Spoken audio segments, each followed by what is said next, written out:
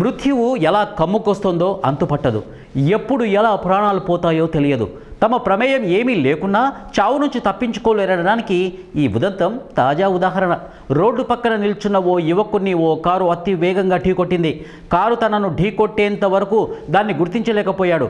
అది ఢీకొట్టిన వేగానికి కొన్ని అడుగుల ఎత్తు వరకు గాల్లోకి ఎగిరిపడ్డాడు. అక్కడికక్కడే దుర్మరణం పాలయ్యాడు. దీనికి సంబంధించిన వీడియో సోషల్ మీడియాలో వైరల్ అయింది. ఉత్తరప్రదేశ్లోని మహారాజ్ గంజ్లో చోటు చేసుకుంది ఈ ఘటన. ఓ కన్స్ట్రక్షన్ పనులు జరుగుతున్నందున దుమ్ము రేగి వాహనదారులపై పడకుండా ఉండటానికి ఇక పైపు ద్వారా నీళ్లు చల్లుతూ కనిపించాడు యువకుడు. అతని పక్కనే మరో యువకుడు పారా పట్టుకొని నిల్చున్నాడు. ఇద్దరు మాట్లాడుకుంటూ తమ పనుల్లో తాము నిమగ్నమై ఉన్నారు. అంతలో అదుపు తప్పిన ఓ స్విఫ్ట్ డిజైర్ అతివేగంగా దూసుకొచ్చింది. నీళ్లు చల్లుతున్న యువకుడిని వెనక వైపు నుంచి బలంగా ఢీకొట్టింది.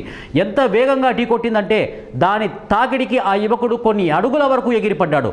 అతన్ని అలాగే ఈడ్చుకుంటూ ముందుకు తీసుకుపోయింది ఆ కారు దూసుకొచ్చిందని హెచ్చరించడానికి కూడా సమయం చిక్కలేదని అతనికి పక్కనున్న మరో యువకుడికి క్షణాల్లోనే అంతా జరిగిపోయింది.